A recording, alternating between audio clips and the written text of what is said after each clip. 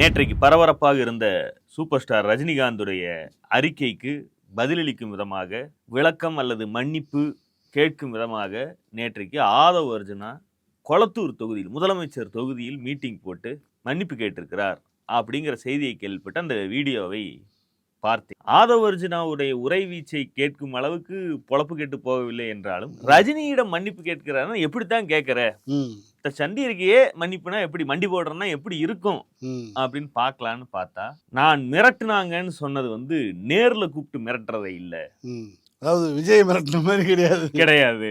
இது வேறு மாதிரியான மிரட்டல். பாஜக பி டீம்னு திமுக சொல்லுச்சு.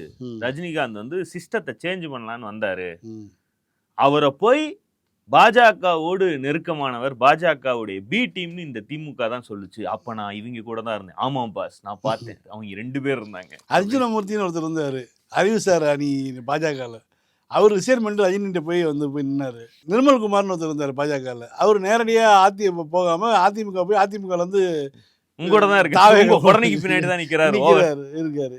இப்படிலாம் போகும்போது தான் நமக்கு புரியாது, இது டவுட் வருது யார் பிடி. அப்புறம் உதயநிதி ஸ்டாலின் ரஜினிகாந்தை பற்றி இந்த மாதிரியான விமர்சனங்களை ட்விட்டர்லயே வைத்தார். அது மட்டுமா, ரஜினிக்கு மட்டுமா, எடப்பாடி பழனிசாமியும் கூட பாஜகவுடைய அடிமைன்னு சொன்னாங்க. இது யாரு? நெட்டகால மேடையில ஏறி எடப்பாடி பழனிசாமியை திமுக பாஜகவுடைய அடிமைன்னு சொல்லுச்சு. இப்படிப்பட்ட அவதூறுகளை எல்லாம் கிளப்புனாங்க. இதே ரஜினி சார் மேல என்ன மாதிரி குற்றச்சாட்டுகளை தன்னுடைய ட்விட்டர்ல எல்லாம் போட்டார். பாஜக பி டீம் மிரட்டி தான் பாஜக கொண்டு வந்தாங்க. இதெல்லாம் உருவாக்குனது திமுக. அதுக்கப்புறம் இபிஎஸ் முதலமைச்சர் அதிமுக கடுமையான சொற்கள்ல பேசினார். என்னெல்லாம் பேசினாரு நீங்க சமூக ஊடகத்துல வந்துருச்சு. இது மாதிரி அவதூறு கிளப்புறதான் நான் மிரட்டுறதுன்னு சொன்னேன். இது எடப்பாடி கேள்விப்பட, தம்பி நீங்க பாட்டுக்காக சொல்லாதீங்க, நான் அடிமைதான் தம்பி அப்படின்னு சொல்லுவாரு. மாத்தி எல்லாம் சொல்லாதீங்க தம்பி, இதுக்கு பேர் தான் மிரட்டுறது. இந்த மிரட்டலுக்கு, இந்த அவதூறு பிரச்சாரத்துக்கு பயந்துதான் அவர் கட்சி ஆரம்பிக்காம போயிட்டார். இதுதான் நான் சொல்ல வந்தது. நான் வாயை இப்படி குவிக்கிட்ட யாரோ டப்பிங் கொடுத்து ரஜினிக்கு தப்பா புரிய வச்சுட்டாங்க. செருப்பை கழட்டி அடிச்சு விட்டாரு. இதுல என்ன தப்பு இருக்கு? இப்படி எடப்பாடி பழனிசாமி அதிமுக அடிமைன்னு சொல்லலாமா? நான் இதெல்லாம் பண்ணும்போது திமுகக்குள்ளதான் வேலை பார்த்துட்டு இருந்தேன். கமுக்கம் இதெல்லாம் மனசு வெறுத்து போய் ஆனா பாத்துக்கிட்டே இருந்தாராம். அந்த உண்மையை இப்ப ஒரு சொல்ல தொடங்கி இருக்காரு. கூட வச்சுக்கோனா, அதான் இப்ப விஜய் வச்சிருக்க அப்படி இல்லையா? அது மாதிரி வச்சுக்குவாங்க. கூறு உள்ளவன் இனிமேல் யாரும் கூட வச்சுக்கோங்க. அதாவது விஜயகாந்தை அவதூறு செய்தார்கள், இப்படி பலதையும் செஞ்சாங்க. அதைத்தான் நான் சொன்னேனே தவிர ரஜினிகாந்த் அப்படி சொல்லலைங்கிறது எனக்கும் தெரியும். நம்ம கிட்ட கணக்கு பிள்ளையா இருந்தாரே அப்படின்னு பின்னாடி ஒரு பீஸ். இவர் 41 வருஷமா ரஜினிகாந்த் ரசிகரா இருந்தார். இப்ப நம்ம கட்சியில விஜயுடைய தலைமை ஏத்து நம்ம கட்சியில சேர்ந்திருக்கார். இவரு கேட்டார், இவருக்காக இப்ப நான் பதில் சொல்றேனே தவிர கண்ட அல்லு சில்லுகளுக்காக என்டிஏ கூட்டணியுடைய ஒவ்வொரு தலைவர்களும் அறிக்கை விட்டாங்கல்ல, அவங்களுக்காக சொல்லலையா. இந்த இருக்காரே கணக்கு பிள்ளை, இவருக்காகத்தான் நான் சொல்றேன் அப்படின்னு இன்னொரு பீஸ். இந்த அள்ளு சில்ற பேசுறதுக்கெல்லாம் பதில் கொடுக்கலாம், எங்களுக்கு டைம் கிடையாது. மொதல் அப்ப இந்த திமுக எப்படி திசை திருப்பணுங்கிறதுக்கு நான் பதில் சொல்லணும். யாருக்காக பதில் சொல்லணும்? ஆதவ் அர்ஜுனா பயந்துட்டாரு, கூட்டு காட்டி. ஆனா அந்த ஆள் திட்டி இருக்காரு. அவர் திட்டுறதுனா எனக்கு புரியுது நீங்க என்ன சொன்னீங்கன்னு. தலைவர், எங்க தலைவர் நல்லவர், அதுக்கு நீங்களே விளக்கம் சொல்லுங்க அப்படின்னு சொல்லி, அது ஒரு செட்டப் தான். நீ பால் இப்படி போடுவீங்க ஆஃப் சைடு, நான் அப்படியே ஒரு ஸ்கொயர்ல ஒரு கட் அடிப்பேன் அப்படிங்கிற மாதிரி பண்ணி இருக்கீங்க. அப்புறம் இப்ப மெயின் கஜலுக்கு வராப்புல இந்த மன்னிப்பு, இதை மன்னிப்புன்னு வச்சுக்கிடுங்க, என்னவா வச்சு முடிங்க. இதுக்கு அடுத்து அவர் உரையுடைய மெயின் இடத்துக்கு வராப்புல. சிபிஐ ஆபீஸ்ல மண்டி போட வைத்திருந்தார்கள். எல்லாம் முடிச்சு சாயந்தரம் அனுப்பும் போது நான் தான் சொன்னேன் விஜய் கிட்ட, இந்த மாதிரி கோட் ஆஃப் கான்டாக்ட் வந்துருச்சு அப்படின்னா தேர்தலுக்கு முன்பு இன்னொரு ரவுண்டு கூப்பிடுறாங்களா அப்படின்னு விஜய் நினைச்சிருப்பாப்புல. நீங்க பயப்படுற அளவுக்கு ஒண்ணும் இல்ல. கோட் ஆஃப் கான்டாக்ட்னா தேர்தல் ஆணையம் மாநிலத்துல தேர்தலை அறிவித்த பிறகு காபந்து முதலமைச்சராக அரசாங்கத்துக்கு எந்த வேலையும் இல்ல, அமைச்சரவைக்கு எந்த வேலையும் இல்ல, மொத்த நிர்வாகம் அதிகாரிகள் கையில போயிடும் அப்படின்னு சொன்னோம்னா, இதுவே இப்பதான் தெரியுது.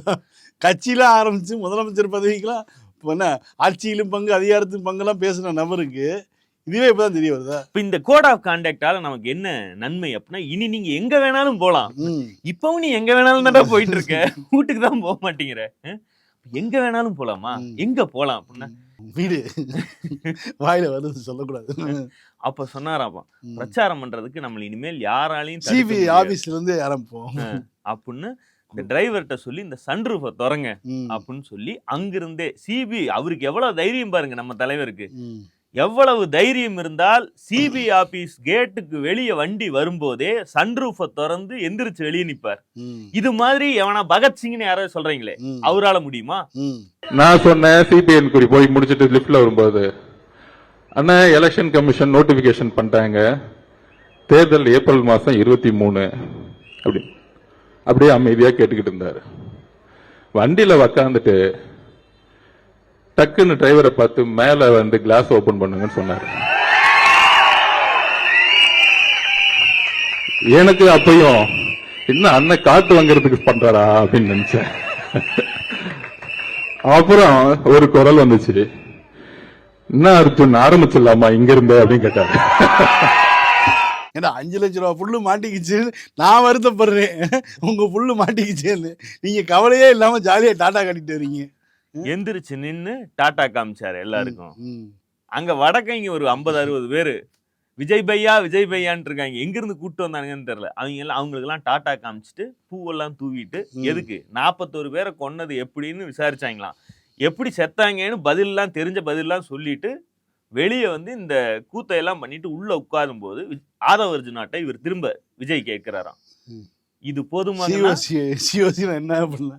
இது போதுமாங்கண்ணா அப்படின்னு, இது போதுங்கண்ணா அப்படின்னு 2 பேரும் விஜய் மாடுலேஷன்லயே 2 பேரும் பேசிட்டாங்க. இத வந்து ஆதவ அர்ஜுனா மேடையில சொல்ல, கீழே இருக்கவன்லாம் விசில் அடிக்க, நாஞ்சில் சம்பத் ரசிச்சு பார்க்க கண்கொள்ளா காட்சி தான் வைங்களேன்.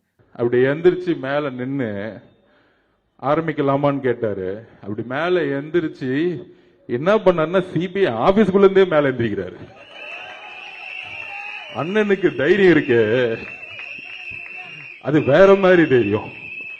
அப்ப எந்திரிச்சு அந்த கேட்டுக்கு வெளியே வந்து மேல பாத்துட்டு அங்க 2000 பேர் நான் கையை காமிச்சிட்டு பத்திரமா இறங்கிட்டு, இது போதுமா அப்படின்னு கேட்டார்.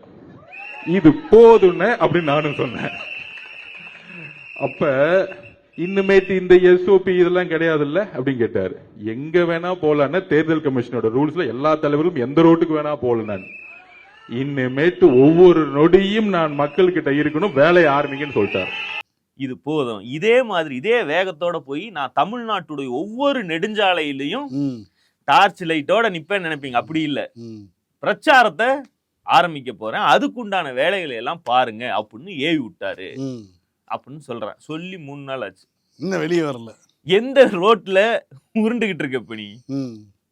இல்ல அது அவங்களுடைய பார்ட்டியில் இருக்கக்கூடிய ரசிகர்களே போட்டாங்க, டேய் கோட் ஆஃப் கான்டாக்ட் வந்துருச்சுங்க, இனிமேல் எங்க அண்ணனை யாரும் தடுக்க முடியாது, அவர் ரோட்ல தான் போவார் வருவார், எல்லாருக்கும் தைரியமா ஏதோ தமிழ்நாடு போலீஸ் தடுப்பு வச்சிருக்க மாதிரியும் அதனாலதான் வந்து வெளியில வர முடியாத மாதிரியும் சொல்லிட்டு இருந்தாங்க. கடைசியில பார்த்தா டெல்லியில இருந்து வந்து சத்தமே இல்லாம புறக்காயில பிடிச்சு கட்டினா எத்தனை நாள் உள்ள காரணம் இருந்து பார்த்தீங்கன்னா தெரியும். விஜய்க்கு தெரியும்ல, உட்கார வச்சிருக்க ஆதவுக்கு தெரியும்ல, அது முடிச்சோன்னா வெளியே வருவாங்க. அடுத்து சுயபுராணத்துல இறங்கினாப்புல, நீ சூரியன்னா நான் ஆதவுடா, இது விஜயே பேசாத பஞ்சு. நான் 5 வயசுலயே அம்மா சாவை பார்த்தவன், உலகத்துல நான் தான்டா. 1000 கைகள் மறைத்தாலும் ஆதவனை மறைக்க முடியாது. நீ சூரியன்னா நான் ஆதவுடா, நான் யாருக்கும் பயப்படாது கிடையாது. இந்த உலகத்துல தன்னுடைய தாயை சாவ 5 வயசுல பார்த்த ஒரு பையன்னா நான் தான். அது இல்ல, இது ஏன் திரும்ப திரும்ப சொல்லிட்டு இருக்கேன் புரியல. அவங்க அம்மா செத்து போச்சு. இவங்க டைப்பு பூரா வந்து இப்போ விஜய் வந்து திரிஷா கூட போனார்னோடனே நான் எங்க அம்மாவுக்கு போனை போட்டு கேட்டேன், இதெல்லாம் சாதாரணம் தான்ப்பா அப்படின்னு சோசியல் மீடியா தைரியமா இருக்கு சொல்லு, தைரியமா இருக்கு சொல்லு, இதெல்லாம் சாதாரணம் தான் சொல்லி சொன்னாங்க. எதுக்கு எடுத்தாலும் அம்மாவுக்கு போன போடுறது, இல்லைன்னா அம்மா செத்ததை பார்த்தேங்கிறது, இவங்களுடைய இது என்ன இல்ல. இந்த ஆள் எப்ப மேடை ஏறினாலும் ஒரு வாட்டம் அழுது எங்க அம்மா செத்து போச்சு, பெரியமா கால் உடஞ்சிருச்சுன்னு ஏதாவது ஒரு கதையை சொல்லி மூக்க சிந்தினா தான் அவங்க வந்து பேசுன மாதிரி இருக்கு. இந்த 5 வயசுல அம்மா செத்ததை பார்த்தேன்னா உலகத்திலே நீ ஒருத்தன் தான் இப்படி பாத்திருக்கியா? இல்ல இதுக்கும் உனக்கு எதிரில் இப்ப விசிலடி சொல்லும் போது விசிலடிக்கிறானுங்க. இவனுங்களுக்கு என்ன புரியும்? உங்க அம்மா செத்ததுக்கும் இவதுக்கு என்ன சிபிஐ விசாரணைக்கு என்னையா சம்பந்தம்? விஜய் கட்சி ஆரம்பிக்கிறது தெரியுமா? அந்த அம்மா தெரியுமா என்ன? அந்த அம்மா என்ன கொடுமையில செத்துச்சோ யாருக்கு தெரியும். இல்ல 5 வயசுல செத்தன நீ 5 ஒரு காமெடியில கூட சொல்லுவாங்களே வளர்ந்தே பிறந்தையான்னு, அப்படி ஏதாவது செத்து போச்சா? நீ 5 வயசு வரைக்கும் உள்ளே இருந்துட்டு அதுக்கப்புறம் பிறந்தையா? இல்ல சைஸ் எல்லாம் பார்த்தா அப்படிதான் தெரியுது.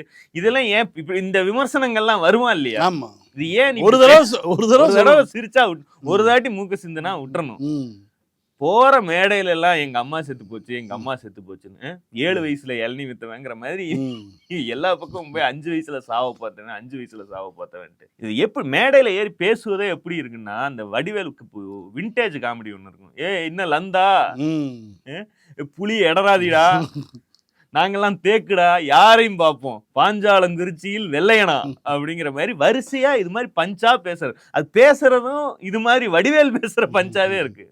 வல்லவன் ஒருத்தன் நான் தான்டா, வாங்கடா வட்டத்தை போட்டு நின்றுக்கிடுவோம். இப்படியே என்ன என்கிட்ட போலி கிடையாது, நான் யாரையுமே ஏமாத்துறது கிடையாது, நான் வேலை பார்ப்பேன், அங்க உண்மை இல்லைன்னா அங்க நான் இருக்க மாட்டேன். திமுகவுக்கு வேலை பார்த்தத விசிகாவுக்கு அவன் தான்டா பெரிய வேலையை பார்த்துட்டான்னு திருமாவளவன் உட்கார்ந்துட்டு இருக்காரு. இப்ப வரைக்கும் நீ என்ன செஞ்சுட்டு இருக்க?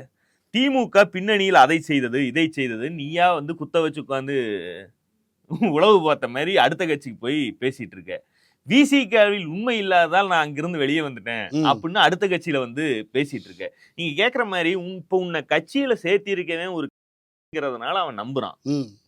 அதை அவன் சேர்த்தி வச்சிருக்க ஆட்கள் விசிலடிக்கிறாங்க. இதை தவிர மே 4ஆம் தேதிக்கு பிறகு நீ போற கட்சியில உன்னை எப்படி சேர்ப்பாங்க? எடப்பாடி பழனிசாமிக்கு தான் ஃபர்ஸ்ட் ப்ரிஃபரன்ஸ். தாவேகாக்கு வர்றது பேசிட்டு இருந்தது எடப்பாடி பழனிசாமி. அவர் ஏன் உன்னை கிட்ட சேர்க்கல?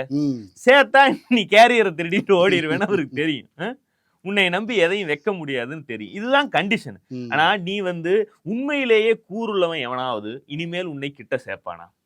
ஆல்ரெடி 2 கட்சி உன்னை கிட்ட வச்சிருந்துச்சுன்னா உங்ககிட்ட இருந்து எதை உரியணுமோ உறிஞ்சிட்டு பழக்க வழக்கம் எல்லாம் பொடக்காளியோட அப்படியே கிளம்புன்னு அனுப்பிவிட்டாங்க. இப்ப சோசியல் மீடியால அதை ஈஸியா கண்டுபிடிச்சா. இவன் எங்கேயோ பேக் எண்ட்ல வகையா திமுக செருப்படி வாங்கியிருக்கான். யாரோ ஒரு ஆள் ஸ்டூல் போட்டு ஏறி காதுகாதா அரைஞ்சு வெளியே அனுப்பி விட்டுருக்காங்க. அந்த காண்டை மட்டும்தான் இவன் தீர்த்துட்டு இருக்கானே தவிர வேற எதுவுமே கிடையாது.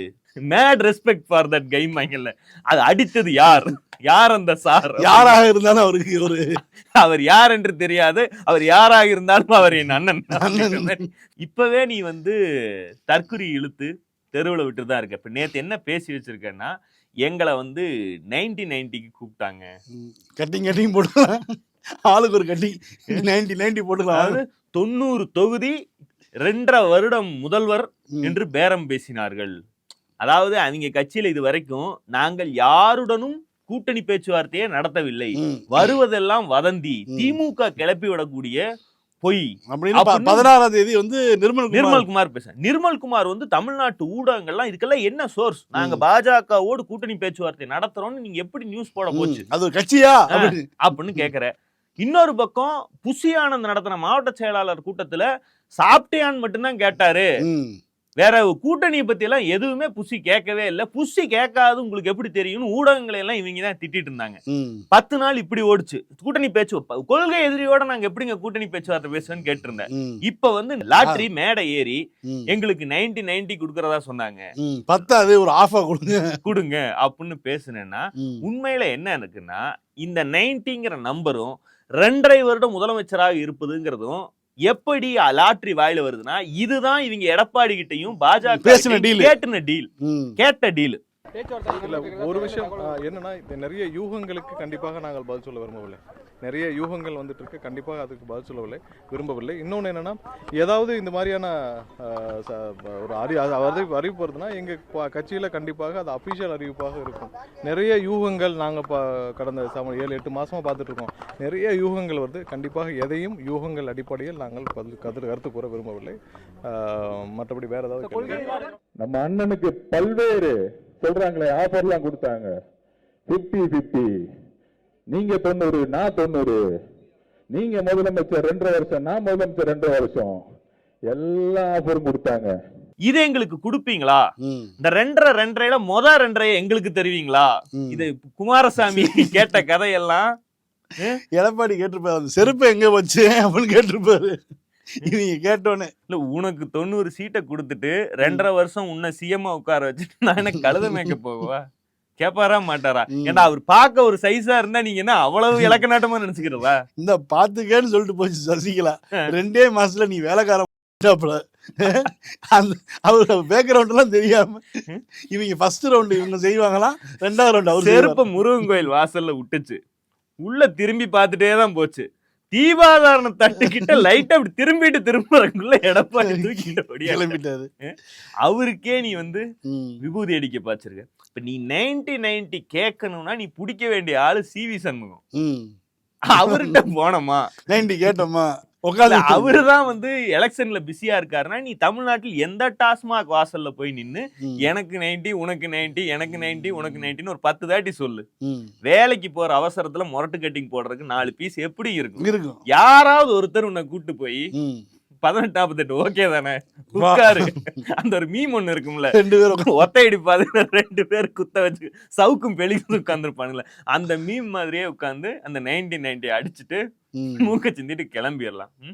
நெட்டைக்கான நாள் நமக்கு ஒரு நல்லது என்னன்னா, இவன் அட்டென்ஷன் சீக்கிங் வெறியும் விஜய் ரசிகர்கள் அண்ட் விஜயால ஊடகங்களில் இவனுடைய கோமாளி கூத்துகளுக்கு கிடைக்கக்கூடிய ஊடக வெளிச்சமும் 30 நாள்ல தேர்தல் வரப்போகுது. பாஜக அதிமுக கூட்டணி எவ்வளவு டெஸ்பரேட்டா லைம்லைட்டை திருடுறதுக்கு வெயிட் பண்ணிட்டு இருப்பாங்க. எப்பவுமே ஒரு ஆட்சி மாற்றம் நடக்குதுன்னா அந்த கட்சி எதிர்கட்சியுடைய சேனல் பரபரப்பா இருக்குங்க. நீங்க ஜெயலலிதா இருந்த வரைக்கும் ஜெயா டிவி அதிமுக ஆட்சிக்கு வரக்கூடிய சூழ்நிலை ஏற்பட்டுச்சுன்னா அந்த கடைசி 6 மாசம் ஜெயா நியூஸுக்கு ஒரு மவுஸ் கூடிரும். இந்த பக்கம் பாத்தீங்கன்னா சன் டிவிக்கும் கலைஞர் டிவிக்கும் அதிமுக ஆட்சி மாறப்போகுதுங்கிற சூழ்நிலை வந்துச்சுன்னா அந்த பரபரப்பு. இவங்களும் ஒரு சேனல் வச்சிருக்காங்கல்ல, அதை எவனாவது மதிக்கிறானா? இந்த லைம் லைட் வந்து அவங்களுக்கு கிடைக்க மாட்டேங்குது. அதை இந்த மாதிரி கோமாளிகள் ஒரு தற்கொலை கட்சி ஆரம்பிச்சு இந்த மோட்டர் மவுத்தான பேச விட்டு மொத்தத்தையும் சுருட்டிட்டு போயிடுறாங்க. இல்ல அதுல நேத்து பேசின பொதுக்கூட்டத்துல கூட்டமே இல்லை. இவங்க எங்க தலைவர் வெளியில வந்தா நடந்தால் பேரணி, நின்றால் மாநாடு பந்துன்னு பேசிட்டு இருந்தாங்க. இவன் பேசுற கூட்டத்துல கூட்டம் இல்லை. அது விஜய்க்கு தாங்க வரும். நாஞ்சில் சம்பத்து கலந்துகிட்ட கூட்டத்துல வந்து சேரு காலியா இருந்து நேத்து தான் பாக்குறேன். நாஞ்சில் சம்பத்து நேத்து ஏதோ பேசி வச்சிருந்தாரு. அண்ணாவுக்கு 18 வருஷம் ஆச்சு, எம்ஜிஆருக்கு கூட 5 வருஷம் ஆச்சு, இவரு 10வது மாசம் பெத்து கையில கொடுப்பாரு பாரு. அந்த மாதிரி 3 வருஷத்துல சிஎம் ஆக போறாப்ல. ஆகவே காத்தா கொடுக்கணும் அவருக்கு அப்படின்னு அவரு வந்து 40 நிமிஷம் பேசியிருக்காங்க லாட்ரி. நாஞ்சில் சம்பத் உட்கார்ந்து கன்னத்துக்கு அண்டை கொடுத்து லாட்ரி பேசுவதை கேட்கிறார். விசில் அடிக்கிறானுங்க, இதுக்கும் விசில் அடிக்கிறானுங்கன்னா மண்டையை கழுவுறது ரொம்ப சுலபம். இல்ல இதுக்கு இடையில வந்து ஒரு ஊடகவியலாளர் கூட போட்டிருந்தாங்க. அதாவது விஜய் வந்து தேர்தலில் நிற்கணும்னா அப்டேட் தாக்கல் பண்ணணும், சொத்து விவரங்களை குறிப்பிடணும், மனைவி பேர்ல எவ்வளவு இருக்கு, மனைவி குழந்தைகள் பேர்ல எவ்வளவு இருக்கு, அதெல்லாம் அப்டேட் தாக்கல் பண்ணுறதுக்காக இப்போ பேர் முக்கியமான சொத்துக்களை பூரா வித்துட்டு இருக்கதா செய்தி வந்துட்டு இருக்கு. கேஷ் பண்ணிட்டு இருக்காரு, என்கேஷ் பண்ணிட்டு இருக்காரு, எல்லாத்தையும் வித்து அப்படிங்கிற செய்தி வந்து வந்திருக்குது. இவ்வளோ தூரம் இப்போ எதுக்காக பண்ணணும்? பிஸ்மின்னு ஒரு அழகை இருக்கான், கோல்டு கான் மேப்பி. அவன் நைஸா வந்து அவன் ஒரு சாஃப்ட் லான்ச் பண்றான். அதாவது ஆதவ் அர்ஜுனா என்கிற லாட்ரி செல்வன் விஜய்க்காக செலவு செய்வதில்லை. இது அவனுக்கு எப்படி இருக்கும்? மொத்தமும் ஏன் விட்டு காசுரா அப்படின்ற மாதிரி அந்த காசு எல்லாம் இப்போ விஜய் செலவு செய்து கொண்டிருக்கக்கூடிய காசு எல்லாமே வந்து தன்னுடைய உழைப்பால், ஊதியத்தால், கேரியர் உச்சத்தால் கிடைத்த சம்பளத்தால் உருவாக்கிய முதலீடுகளை எல்லாம் வித்து, நிலபுலன்கள், கல்யாண மண்டபம், ஜேஎஸ் கல்யாண மண்டபம்னு ஒன்று இருக்கா, இதையெல்லாம் வித்து கேஷ் ஆக்கி அதைத்தான் செலவு பண்ணிட்டு இருக்காரு அப்படின்னு அவன் சொல்றான். அவன் சொல்லுவது ஒரே கல்ல 2 மாங்காய். ஒன்று, இந்த லாட்ரி அவனுக்கு இந்த கட்சியில பெரிய ஹோல்டு எதுவும் கிடையாது, வேலைக்கு தான் வந்திருக்கான்னு சொல்றது ஒண்ணு. 2வது, இந்த சொத்துக்கள் இருக்கு பாத்தீங்களா, இத நான் கட்சிக்கு செலவு பண்றேன். நாளைக்கு ஜீவனாம்சம் என்றோ குழந்தைகளுக்கான பங்கு என்றோ கோர்ட்ல ஏதாவது தீர்ப்பாச்சுன்னா இது போன்ற தமிழ்நாட்டில் இருக்கக்கூடிய சொத்துக்கள், இவருடைய அசையாத சொத்துக்கள்ல இந்த பசங்களுக்கும் மனைவிக்கும் பங்கு கொடுக்க வேண்டி வரும்.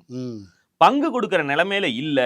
இந்த அம்மா ஜீவனாம்சம் கேக்குது, நான் கேரியரின் உச்சத்துல இருந்தது 3 வருஷத்துக்கு முன்னாடி, எனக்கு படமே இல்ல, இனிமேல் நான் பொது வாழ்க்கைக்கு வந்துட்டேன், நான் இதுவரைக்கும் சம்பாதிச்ச சொத்தை எல்லாம் 10 மாநாடு போட்டு முடிச்சுட்டேன், நான் வண்டி எடுத்துட்டு போன இடத்துல எல்லாம் இளவு விழுந்துச்சுல்ல, அவங்க வீட்டுக்கெல்லாம் நிவாரணம் கொடுத்ததுல இப்ப எல்லாம் முடிஞ்சிருச்சு, இப்ப டீ காசே நீங்க தான் தரணும் அப்படின்னு ஜட்ஜு முன்னாடி ஒப்பாரி வைப்பதற்கு வாகாக தன்னுடைய சொத்துக்களை எல்லாம் ட்ரஸ்டாகவோ அல்லது கட்சி பேர்லையோ மாற்றக்கூடிய வேலைகள்ல ஈடுபட்டிருக்கு. இதைத்தான் வேறு விதமா இந்த பிஸ்மி போன்ற ஆட்கள்லாம் உருட்டிட்டு இருக்கீங்க.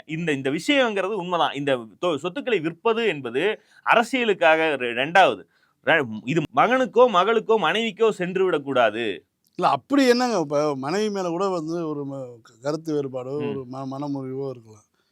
எதுக்காக ஒரு மகளுக்கும் மகனுக்கும் போகக்கூடாதுன்னு நினைக்கிறாரு அப்படின்னு அவர் நினைக்கல, மேடம் நினைக்கிறாங்க. அதாவது காளிமுத்தை தான் வந்து எம்ஜிஆர் விரும்பினார், காளிமுத்தை தான் வந்து தன்னுடைய வாரிசாக கொண்டு வரணும்னு விரும்பினான்னு சொல்லும்போது தான் உடனடியாக ஹார்ட் லான்ச்சே பண்ணாங்க ஜெயலலிதாவை. அதே மாதிரி தான் இப்போ நடந்துட்டு இருக்கு. ஆனால் அதெல்லாம் வந்து ஒரு வெற்றிகரமான ஒரு தலைவராக மாறினதுக்கப்புறம் ஜெயிச்சதுக்கப்புறம் நடந்த விஷயங்கள்லாம். இது இன்னும் வந்து ஆனாவே போடலை, அதுக்கு முன்னாடியே இந்த லட்சணத்தில் இருக்குது, ஓட்டை விழுந்து விட்டது. ஆமாம். தாவேகாவுடன் மீண்டும் கூட்டணி பேச்சுவார்த்தை நடத்தலாம் என்று கட்சி சீனியர்கள் சொன்னபோது அவங்க எதுக்குப்பா நமக்கு இருக்கிற கட்சிகளை வச்சு தேர்தலை சந்திச்சாலே போதும் என்றுதான் சொல்லியிருக்கிறார் எடப்பாடி. மத்திய அமைச்சர் பியூஷ் கோயலிடம் தாவேகாவில் ஒர்த் இல்லைங்க, களத்தில் அவங்களால நிற்க முடியாது, அவங்க இல்லாமலேயே நமக்கு ஜெயிக்க முடியும் என்று சொல்லியிருக்கிறார் எடப்பாடி. ஜூவி மிஸ்டர் கழுகு 2 கொடி காட்டினதுக்கு எச்சியை ஒழுகு விட்டாப்புல ஓரமா. மிக பிரம்மாண்டமான கட்சி ஒன்று கூட்டணிக்கு வரப்போகிறது. எல்லாரும் இடம் விட்டு உட்காருங்க, அவங்க வந்தா உட்கார்றதுக்கு இடம் இருக்காது. ஜோதியை பார்த்துட்டேன் நான் விஜய் கண்ணுலன்னு பேசிட்டு இன்னைக்கு இந்த ஒப்பாரி வச்சிட்டு இருக்காரு எடப்பாடி. அது ஒரு விதத்துல உண்மைதான். இந்த தேர்தலில் எதிர்கட்சி தலைவர் என்கிறது வந்தா எனக்கு போதும். இல்ல அவர் மனசு விட்டாரு. தேமுதிக இந்த பக்கம் வந்தோடனே அவர் மனசு விட்டார், எதிர்பார்க்கவே இல்லை. இப்படி தேமுதிக அவரை விட்டுவிட்டு, அதாவது அந்த குறிப்பாக பிரேமலதா வந்து திமுகவுடன் செட்டில் ஆக மாட்டாங்க அப்படிங்கிற ஒரு இதில் வந்து முழுக்க நம்பி இருந்தார். திடீர்னு அந்த கூட்டணி அறிவிப்பு வந்தோடனே அவர் இதாகிட்டார். அதுக்கு அடுத்தடுத்து தொடர்ந்து வரக்கூடிய சம்பவங்கள் செய்திகள் எல்லாமே பார்க்கும்போது அவர் இந்த குறிப்பாக அந்த 5000 ரூபா சம்பவம் இதெல்லாம் நடந்தோடனே அவரால் எதிர்கொள்ளவே முடியல. ரைட்டு மனசு விட்டுறாரு, இதுக்கு மேலே ரைட்டா நம்ம வழக்கம் போல் செவந்தி இல்லத்திலே செட்டில் ஆகுங்கிற மாதிரி ஒரு முடிவு கொண்டார். விஜய்க்கு இவர்கள் வைத்திருக்கக்கூடிய ட்ரம்ப் கார்டு இன்னும் வெளியே சொல்லலை. ரஜினிகாந்த்ங்கிறது சும்மா ஒரு சாம்பிள் தான். தேர்தல் நெருங்க இந்த தற்குறி கூட்டத்துக்கும் காட்ட வேண்டிய இடத்தை பாஜகவும் அதிமுகவும் காட்டுவதற்கு வாய்ப்புகள் பிரகாசமாக இருக்கின்றன. ஆமா, அவங்களுக்கான போட்டியாளர் வந்து இவங்க தானே. அவங்க ஓட்டை யார் எடுக்கிறான்னு செய்தி வந்துச்சுன்னா இப்போ கால்குலேஷன் போட்டு பார்ப்பாங்க. அவர் சேர்ந்தாருன்னா என்ன ஆகும், சேரலைன்னா என்ன ஆகும்னு பார்க்கும்போது, சேரலைன்னா நம்ம ஓட்டு தான் அங்கே போகுது அப்படிங்கும்போது இவர் முடிச்சுடுறது என்ன படியோ அந்த வழியை பார்ப்பாங்கல்ல. மீண்டும் சந்திப்போம். லைக் பண்ணுங்க, ஷேர் பண்ணுங்க, சப்ஸ்கிரைப் பண்ணுங்க, கமெண்ட் பண்ணுங்க. பாலிடிக்ஸ் பேசலாம்.